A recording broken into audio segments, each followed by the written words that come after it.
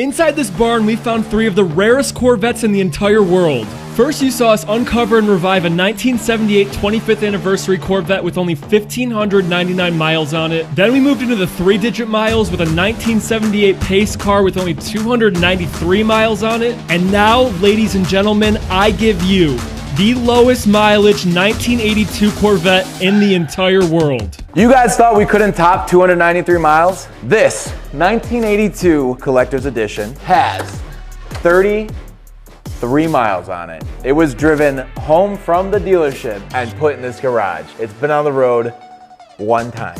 A flippin' time capsule. Dude, this car is immaculate. It's got a temporary tag on it. Well, I can't even believe that. Usually you have to drive a little bit before, you know, you can get the paperwork to file for the plate, you know? Can you even imagine buying a Corvette brand new, driving it home, and then just parking it? That's it? That's crazy. If you had 2 other Corvettes, I guess, but mind-blowing. Dude, there wasn't one nice Saturday where it was like, I'm gonna take this out. Not one, ever. So for all you people who are in the comments saying that there's no way this car has 33 miles on it, that it probably has 100,033 miles. A, you just saw the temp tag.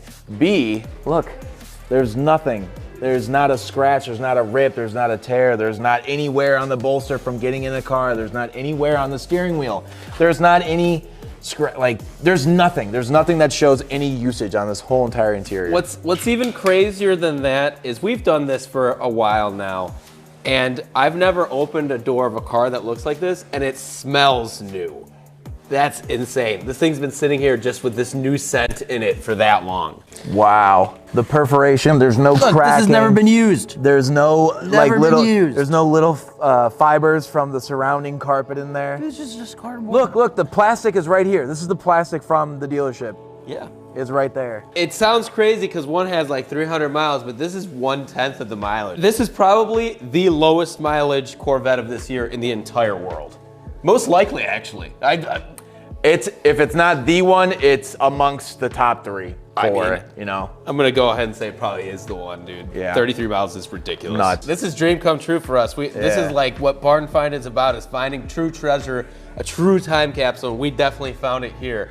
But next step, we definitely gotta get some air in these tires, get this thing moved over, and get it back to the shop. We gotta clean this floor too, so. Yep. So while we pump the tires up, guys, I have to say it. We are so close to 1 million subscribers. We've been making these videos for 4 years, and we are right there. So let's see if this is the video that can get us over that mark. If you're not subscribed to the channel and you enjoy our videos and all this content that we've been putting out, please take a second and hit that subscribe button. Let's see if we can finally do it. And also, I'm gonna set the biggest like goal in WD history on this video because liking the video helps push it out to more people so more people can see it. So let's see if this video can get 60,000 likes. But anyways, I wanna ask the question of the video, so leave your answers in the comments below. Now that you've seen this car and you see that it has 33 miles on it, it's all original, it has all the original stuff with it, what would you guess that this car is worth both in its condition that you see it right now and then after it's all cleaned up and running again? Leave your comments below. But before we left the barn, the man who actually knows the owner and brought these cars to us so we could make these videos wanted to say something to you guys. My name is Nino Perino,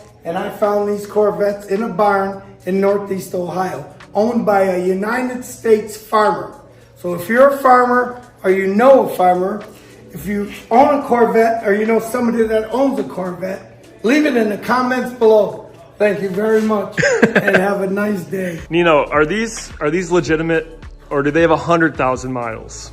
These cars were all original. They have the original oil from Corvette. The fluids in them are all factory tires, factory air from 1978, 1982. These are all numbers matching, original paint, Barn.Find. What'd you say about the VIN on this one? It's like one of the last VIN ones. on this 82 is one of the last C3 Corvettes ever made in the world. It was a $4,000 surcharge to buy it.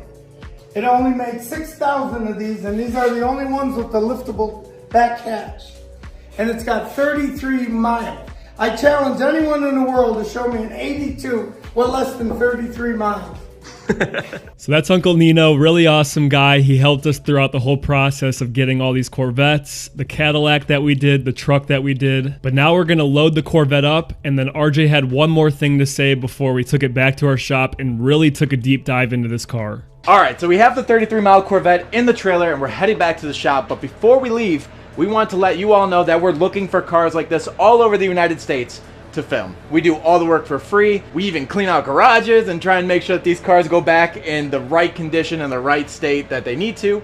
So if you have anything that is extremely dirty, it has to be dirty. We cannot do clean cars. It needs to look like this, or it needs to be covered in green mold or moss. It needs to be something that's extremely dirty. I appreciate you all reaching out and sending pictures of your cars, but if it's clean, we can't do it. No one will watch the video. So please, if you are interested in having us come out and detail your car absolutely for free, send pictures to this email right here and where you're located, and we might just drive out and detail your car for free. Now it's time to head back to the shop and get started on the detail. We're back with the 33-mile Corvette, and this out of all three is my personal favorite. Starting with the hood cowl, it's tapered in the front here instead of that big rectangle on the others, and I think it ties together the styling and the front end of this Corvette so much better than just those flat rectangles from the previous years. And then as we come over to the side here, we have this decal that goes from like a dark gray to a lighter gray all the way down the side of the car. And the coolest thing is that it's carried on through the interior of the car as well. So if you come around and look at the door card, we have the same gradient that goes from light gray to dark gray,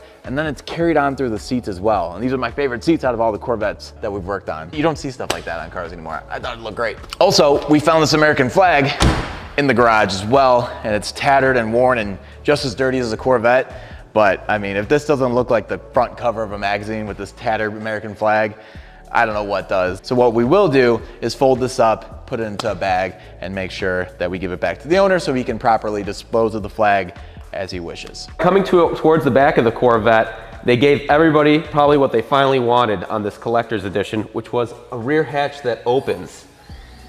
All of the previous C3 Corvettes did not have this option, which made it really difficult to actually utilize the space here, and pretty hard for us to clean as well. You think people wanted to use this for like golf bags and stuff? For sure. That's like the only thing you really could use it for. There's not a ton of space, but with it being open like this, it makes it a lot easier. Sadly, this car comes with a gasket here, and it was all torn to shreds when we found the car. So we have to try to source one of those as best as we can. If we can't, that's gonna be up to the owner to find something like that. Coming along to the back end, similar to the pace car, this rear end has a spoiler, but it's integrated into the actual rear bumper, which I think is a better aesthetic for this car. In '82, this was the last year of the C3. In '83, there actually wasn't a Corvette that was produced.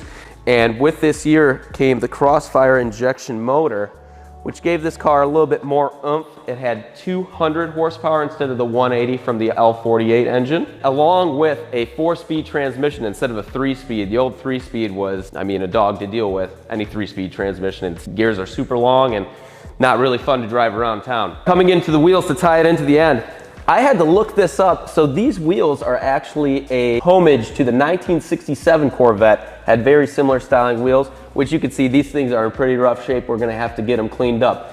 If you watched our previous videos, you saw that we cleaned them on the car, then removed them and cleaned the rest of it. We're gonna be doing that the same way, and let's get right to it. Now it's time to get the flag off the car, and it's a little torn, and I don't know how to fold a flag properly, but I'm also not burning it, or the one that's gonna dispose of it. So we're just gonna make sure that we fold it in some way that's respectful and put it into this plastic bag to go back to the owner. And then he can dispose of it, hopefully in the proper way.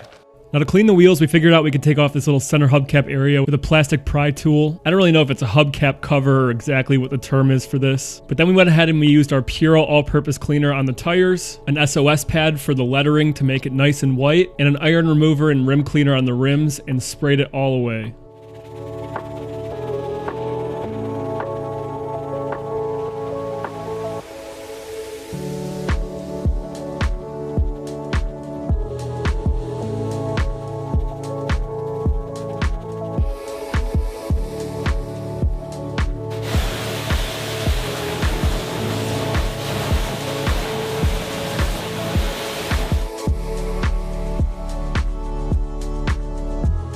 All right, guys, I'm gonna go edit something really quick. I'll be right back. Do you ever feel like no matter what you're doing, there's always somebody looking over your shoulder?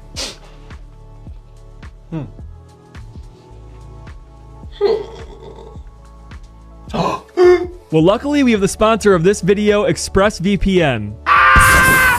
When you use the bathroom, you always close the door behind you, right? You don't want someone looking over your shoulder like Mike was looking over mine. So why would you let people look in on you when you go online? Using the internet without ExpressVPN is like going to the bathroom and not closing the door. Did you know that your internet service provider like AT&T or Verizon in the United States knows every single website that you visit? And even worse, they can legally sell this information to ad companies and tech giants who can use this data to target you. When you connect to ExpressVPN, it creates a secure encrypted tunnel between your device and the internet. So your online activity can't be seen by your ISP. It's so easy to use, just fire up the app, click one button, and you're protected. And another bonus perk, if you're going to Netflix and wanted to watch The Office, Friends, or any of your other favorite shows, and it's not there, well, here's a little hack for you. If the show title appears in white here, that means Netflix does actually have the show, it's just not in your country. All you have to do is look up online which country Netflix is on, and use ExpressVPN to change your location of that country, and you'll have the show. How awesome is that? Now I can watch The Office for the 10th time. I use ExpressVPN on all my devices. It works on everything, phones, laptops, even routers, which means I know that WD's data will stay 100% private anytime I'm online. If you want to keep your information private and get access to tons of geo-locked content like I do, go to expressvpn.com/WDdetailing and you can get an extra 3 months for free. It's expressvpn.com/WDdetailing. Thank you to ExpressVPN for sponsoring this video. Now we've got to go wash that dirty Corvette. Now what we're using is a pre-rinse to loosen up this dirt off the top layer of the clear coat, which this car is base and clear, is our all-purpose cleaner Puro. If you guys are interested in getting Puro, the link is in the description. I highly recommend giving it a try. It's a great all-purpose cleaner. We've been using it in every single video.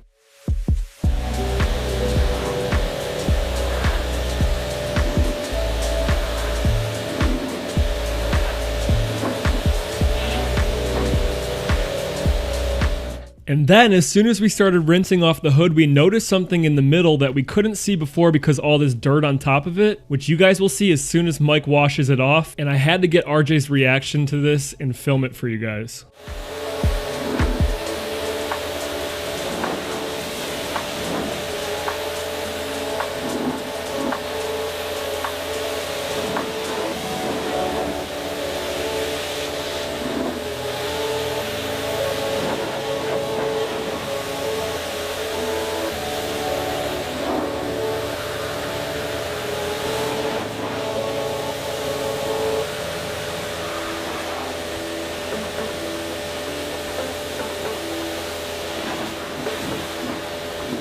RJ, come here. What? You gotta see this. There's something on the hood of the car that was hiding that we couldn't see under the dirt. Dude, are you kidding me? Look at the color. That makes me like the hood cowl even more. I already love the way it looked, but dude, that is such a cool design. It's got a gradient. Yeah, it matches the side, it matches the interior seats and the door cards. And this goes all together with it. That's so cool, man. That's such a great design. It's so tasteful. Yeah. I love it. Subtle, sweet. I'd drive this. Let's get back to it.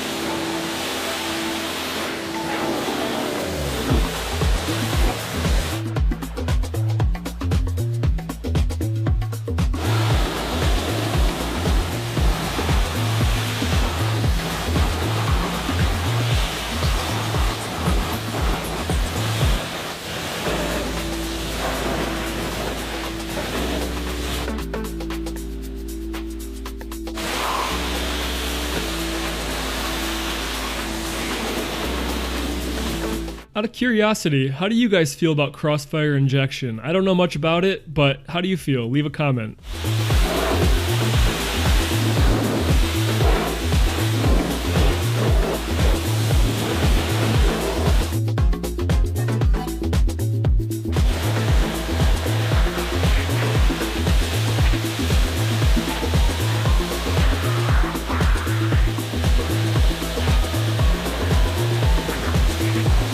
So now that we have the car sprayed off, we have 2 spots of damage on here that I'm not sure how they happened, and I want to see what you guys think. We have the first right on the tip of the nose. How the heck did this get all scraped up? Because it doesn't look like something just hit it. It looks kind of like, I don't know, like you took an eraser and erased the paint or something ridiculous. It looks weird. And then wait till you see this other one. This one's really weird. At the back of the car, the Corvette Collector Edition badge is bent up like this, which is really weird. It's like the adhesive gave up over here and it is lifted up. I'm not sure how this could have happened. Give us your best guess in the comments below. There's no way that I'm gonna be bending this badge back. I'm gonna leave it the way it is, and yeah, it seems like a fragile piece. Now we're gonna open the hood and see what we're working with there. Let's see what we got. Ooh. Oh, whoa. Oh, that's way bigger than anything I've seen in an engine. Oh, and this is different too. So this has some kind of air vent dam here that someone decided was going to be their home. They're officially evicted. Do you think that thing is actually functional? Like, where'd the air come in from? Down Oh there? my gosh. This is actually crazy. So this, probably when you press the accelerator, this opens, air goes through here and goes in here. But does it go directly? Let me get this out of here to see what this is. Oh no, that's this not is good. Super gross.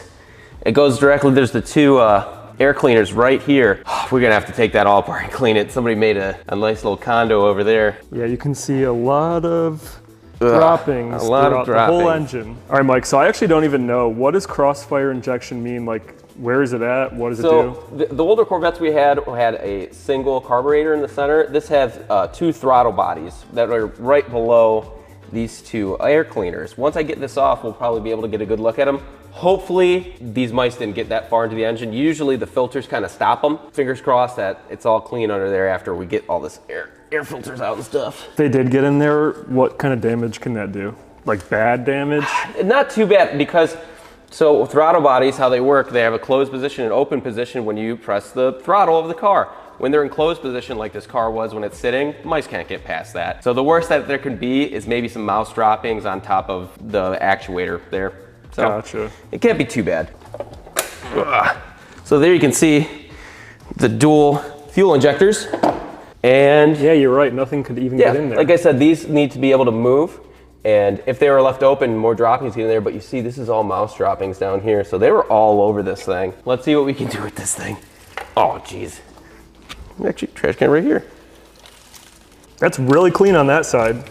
Yeah, I'm thinking this guy's just a gasket that just pops off. There we go. Oh, nice. We'll probably have to get him some new air filters, I'm thinking. Here, turn it upside down. That's actually not that bad. No, not too bad, but you can tell. So these would have been pristine besides the moisture, these little mice left in here. And it is pretty gross. I'm gonna clean all this up and get a mask on.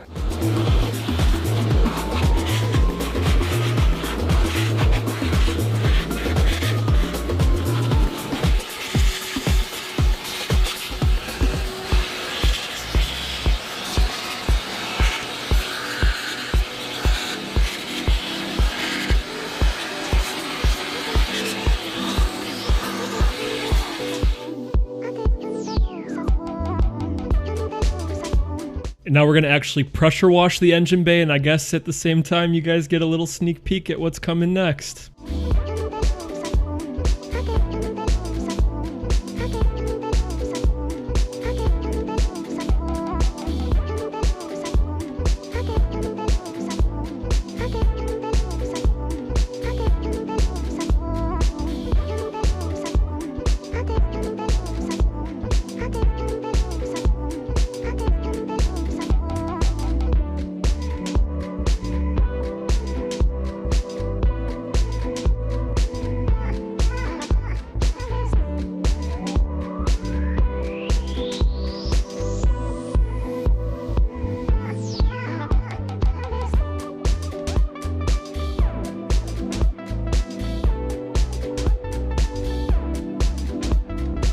Now we're going to use a super soft brush to get behind the emblems and any spots that our wash mitts might miss. That way we don't have dirt leaking out while we're trying to dry the car or polish it later.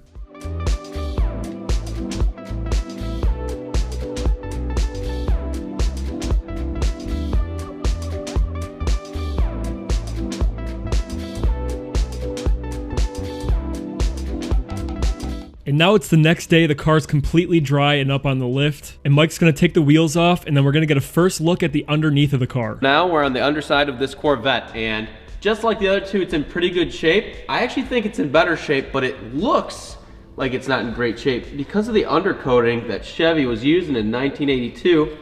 See, this is the regular paint, and then they had this goldish, brownish undercoating on a lot of the materials down here. You can see obviously here, this is actual rust, but it fared quite well. It just looks weird because this undercoating's on, literally. You can even see a lot of spots, like they missed a little bit of spots here and there and throughout just everywhere on the wheel wells. I'd say it fares a lot better than the other cars did rust-wise. Most of these old cars have rubber that gets really cracked up and worn whenever they've been driven a lot. These are all in really good shape. I'll actually take you around the car to show you another little bit. A good example is right here. It's got a little bit of crud on it, but if I wipe this rubber is in seriously wonderful shape. Rubber stays in really great shape when it has some moisture from grease. So if there's grease on the rubber and it doesn't have heat cycling from, you know, the winter and the summer heat, it actually can stay really nice for a long time on these older cars. So all the rubber on here is actually in really good shape. You know what happens next. We gotta clean the other side of this car. RJ wanted to surprise us today with a new getup. I have no idea what it looks like yet, and Brent doesn't either behind the camera, but we're gonna have to call him out here and see what he's wearing. Let's see what he's got. All right, RJ. Oh my God, dude. What is this? You went all out. So, first time got really wet, second time only a little wet.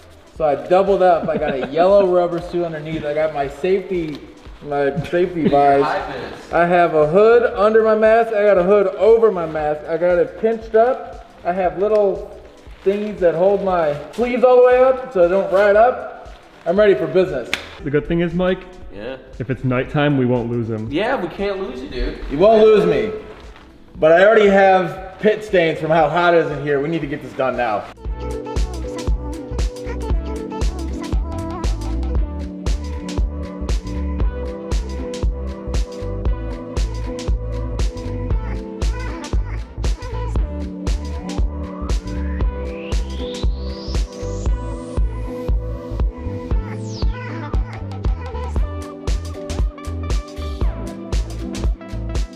Get the spare tire out.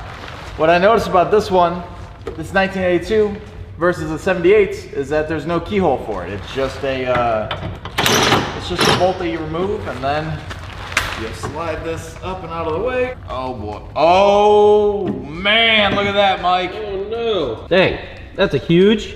There's a piece of corn in there. There's a whole cob of corn in there. The other one had nothing like that in there. No, nothing at all. Oh, wow. Man. Got it? Oh, there's so much corn. Oh no. Oh, nice and easy. The corn's stuck to it. Ugh. Corvettes of the corn. Let's get that cleaned up. Yeah, this suit's pulling my eyes apart. You're looking Hard good. to see. Thanks, dude. I feel good.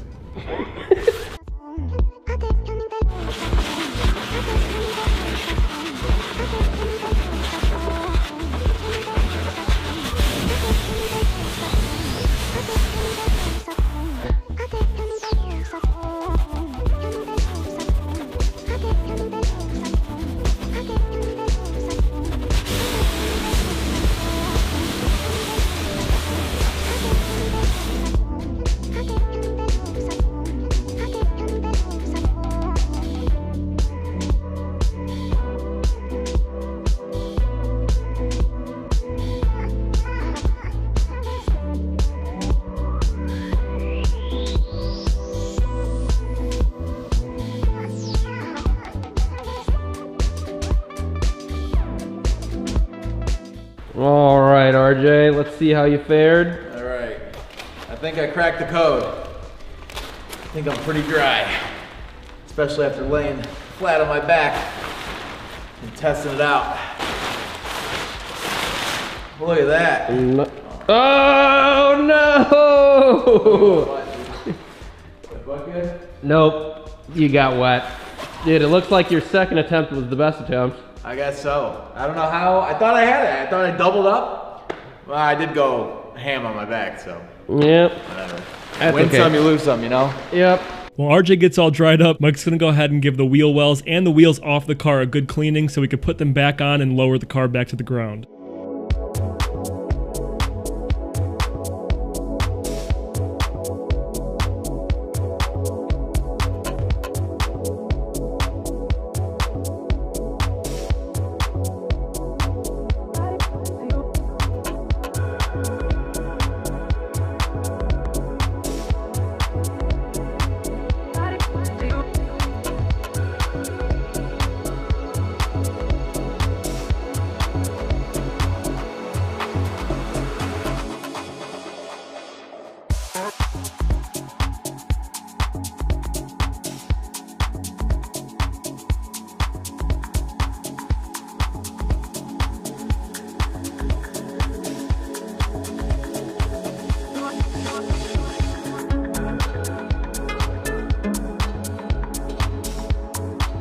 Onto the interior of this Corvette, and there are some subtle differences from the older Vettes that we were in. The first thing that I noticed was I thought this had a very similar silver hue to the interior, but actually it's more of a champagne color, matching the exterior paint, which is a really nice effect, especially with the decoration on the doors that kind of matches the decals. So one thing I noticed about this Corvette is this speed only goes up to 85. Both the 78 cars went up to 140, so I'd be kind of upset with that. I don't know why. I'm not saying speeding's good, but you want to have something that looks cool in a sporty car like this. Going 85, this is like something an 80s Corolla would have or something, so that's weird. And next, I really want to appreciate all the comments that educated us on what the radio was and what was going on in the glove box. This is actually an 8-track player, and we learned from them. Actually, we haven't opened this yet. Let's hope there's nothing crazy in there. Nope. These all hold 8 tracks.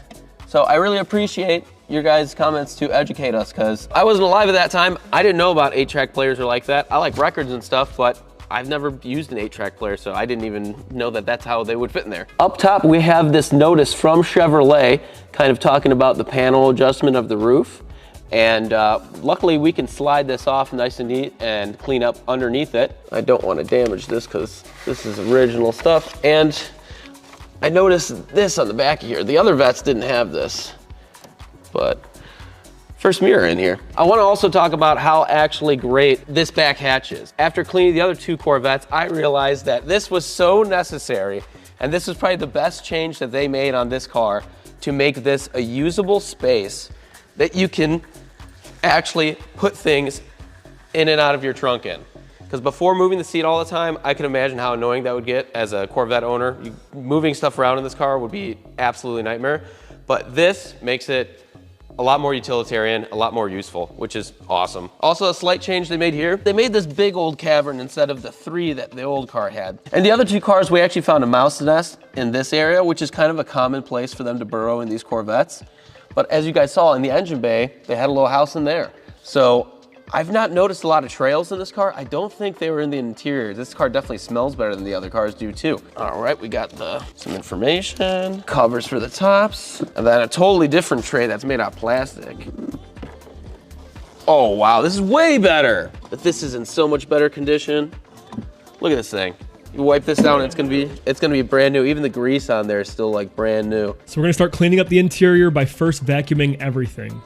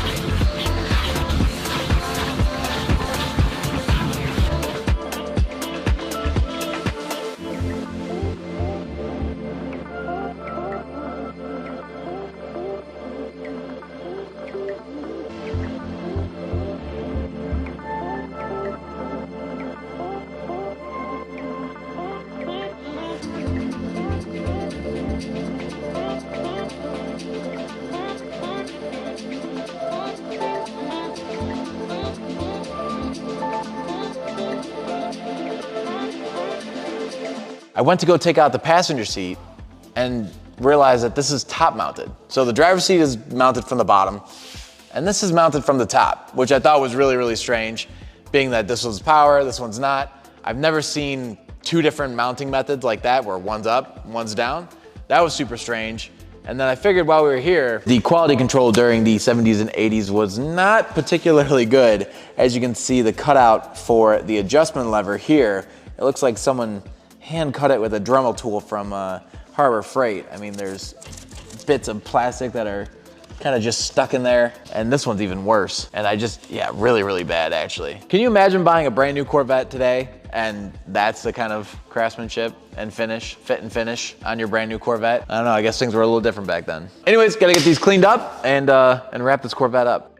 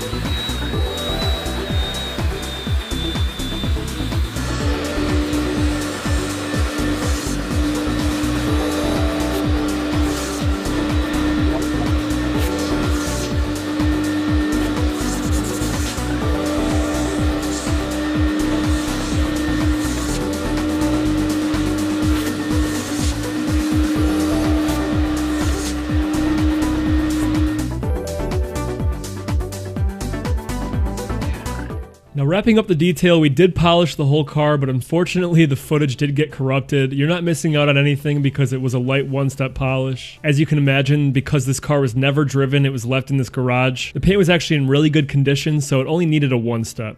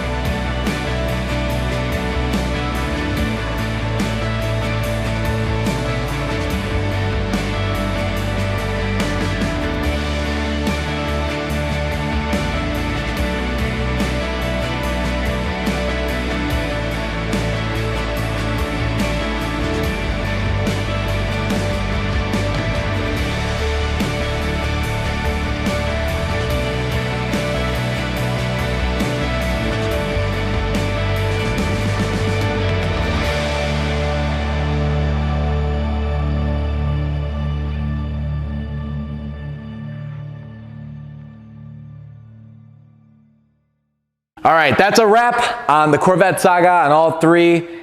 This one was my personal favorite. The other two, I think the black, the pace car was Mike's personal favorite. Let us know in the comments what your personal favorite was. And if you guys can help us get to 1 million subs, we are this close by the time this video goes out, and who knows, maybe after the first week of this video being live, we might hit it, which is crazy to think of, that we somehow made it here from cleaning cars in an underground garage to 1 million subscribers on YouTube. So thank you in advance. We'll make sure to thank you all again. We appreciate the life that you've blessed us with. All your support seriously means the world to us.